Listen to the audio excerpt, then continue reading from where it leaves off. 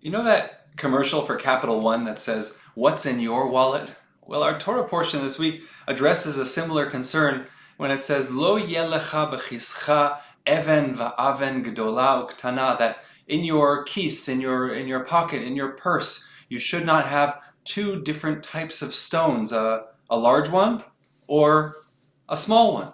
And the Torah portion is telling us that when it comes to stones, which represent measures, how in the ancient world they would measure goods, one shouldn't have two different standards of measurement, one with which to buy and one with which to sell, or one with which to borrow and one with which to return. If one uses the large stone and says, "I'm going to use a stone's measure of flour, can I borrow that from you, a stone's measure of flour?" When it comes time to return, the person says, "Well, wait a second, I have a stone's measure of flour to return." Of course, one is not dealing fairly. One is using two different measures for essentially the same thing.